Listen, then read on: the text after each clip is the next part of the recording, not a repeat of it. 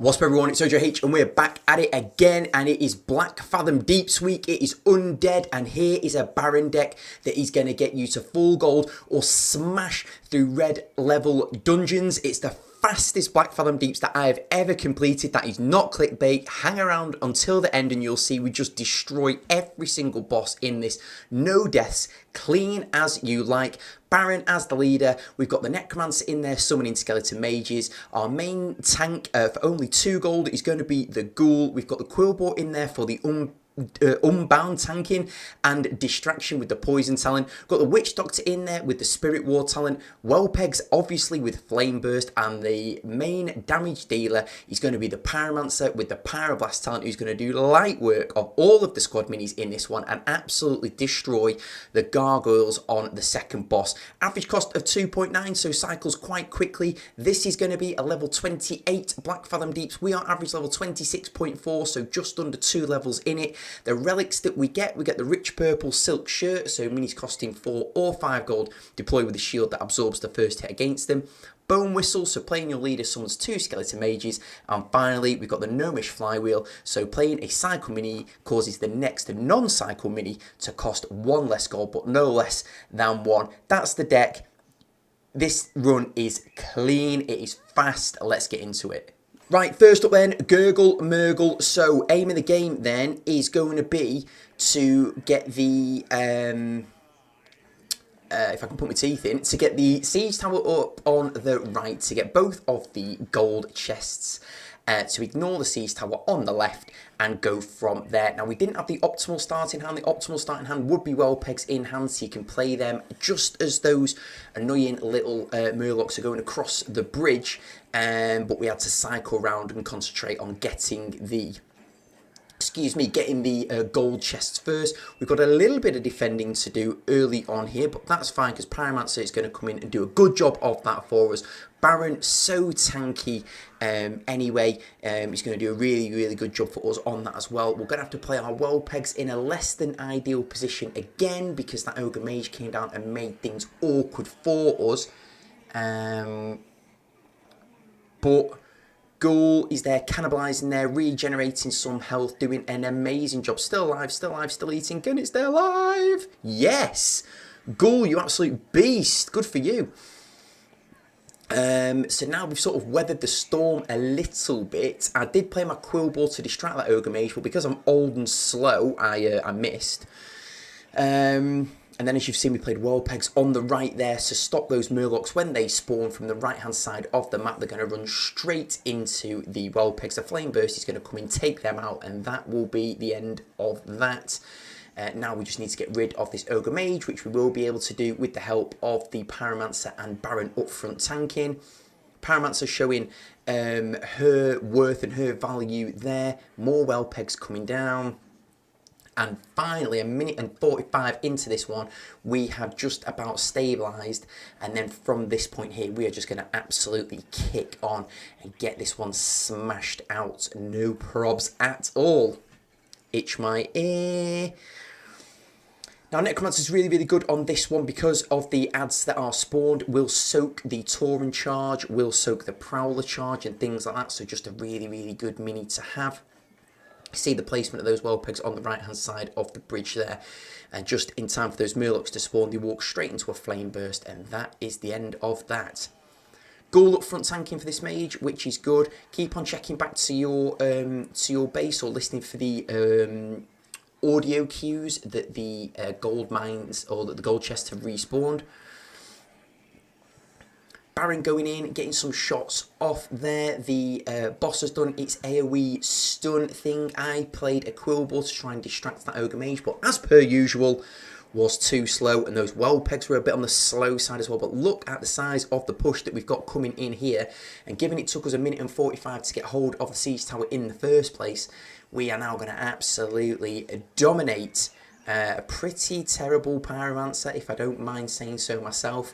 But the size of the push that we put together to get on old Gurgle Murgle is going to put us well within Ojh&x and Quillbot poison range.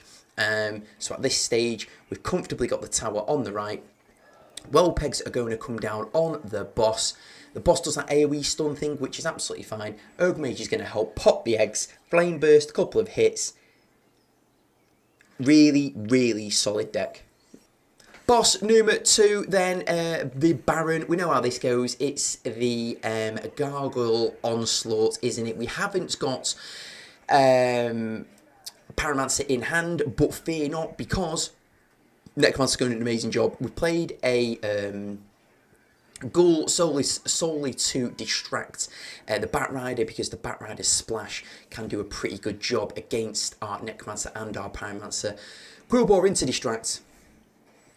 And that tower, within 30 seconds, is ours. And the plan will probably be, if I can't remember how this goes, but the plan will probably be Ojh&x and Quillbores onto the left siege tower, where the Gargoyle is right now, to take that one, really. But at the moment, we're not going to push on. We're not going to waste any gold. We're going to cycle around, get ourselves back to get ourselves back to a Pyromancer as quickly as we can. Necromancer up there as well, and the double Gargoyle, Vultures, Griffin Rider, whatever it was, push is done and dusted. There's the Ojh&x that I was talking about. They automatically explode when they're played into the poison. Quillbore down to distract, and one very, very quick push like that. We have got both of the siege towers. And the siege tower on the left is where our pushes are going to come from. The siege tower on the right just stops us being ambushed by gargoyles. So we're just in the process of setting up a push now. Kobold coming down to do some mining. The other good thing about having Necromancer in this one, or playing Baron, is that the Banshees that the AI plays can often just pinch one of your mini skeletons, and nobody really cares about that. And look at the size of the push we've got going on here. We've got all sorts in up front. Witch Doctor doing its thing, giving everything the shield. Quillbore in to distract. A Batrider is played by the AI, but with the Necromancer and the Pyromancer and the Witch Doctor, sorry, having the Spirit Ward shield on there, making light work of everything. I've got Ojh&x selected. Again, like the first boss, we're in Ojh&x and Quillbore range here, so there's no huge rush to get this done. Don't really mind if I lose that tower on the right, to be honest. Keeping the tower on the left is more important, especially at this stage where we're pretty much done.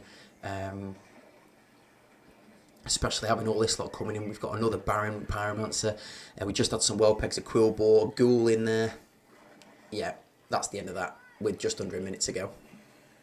Third and final boss, and I promise you this is the fastest I've ever completed this boss. We get this boss done with about a minute of normal time remaining, and for me that is a result because this often goes to overtime for me. So a Baron on the left, Witch Doctor on the right. The AoE splash of the Witch Doctor is going to get all of that dealt with. Ojh&x coming down, Flame Burst, Bush, that's going to get rid of just about everything over there, and a Quillbore down to distract. That was all of the mini Murlocs gone. That was a pack of Raptors that was gone as well, and a decent amount of damage done onto that Hydra head over there. Ghoul coming down to do some tanking for us, and will regenerate its health, eating those corpses. Nice one. And that Hydra head on the left has gone back to sleep, which is good. Another set of Ojh&x coming down. That'll expose those sneaky bandits and get some good burst damage. We've got a Quillbore coming down to distract. A little bit more poison going on that Hydra head. Look at the size of the push we've got here. I don't even know what we've got in there. Witch Doctor, Pyromancer, Necromancer, load of skeletons. Ghoul up front tanking. Oh, easy peasy. And we've just got an enormous push going on the left now, so that should, hopefully, I'm fairly confident that's going to get us that siege tower under the bridge as well. Hopefully. So confident that we've set up a new push on the right. In fact, I'm confident I'm right. Too slow in getting that Quillbore down, wasn't I? Because having that tanking would have been really, really good for a Baron and the Necromancer and Pyromancer that's on the stairs, but never mind, because that push going under the bridge is cleaning house. Quillbore tanking for the Hydra on the right. That's the Hydra on the right gone as well. And then double ghouls. Double ghouls are going to do business for us if they can stay alive, or one of them can stay alive. Another Quillbore coming down to distract, and we're going to have about a minute and a half left of normal time just to take out the 3 final boss heads.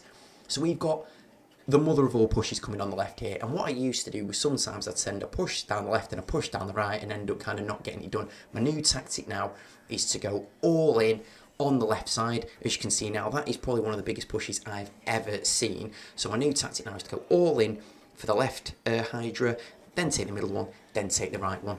I mean, I can't even count what's going on there, but there's at least 2 or 3 Necromancers, there's at least 2 Pyromancers, there's at least 1 Baron, and look at how quickly these heads are getting deleted. That's the end of that. I mean, fair play to the AI playing a couple of minis in the middle of all that, but this final head is going to get absolutely erased. 45 seconds left on the clock. See ya later. Cheers, easy. Thanks very much. Good night.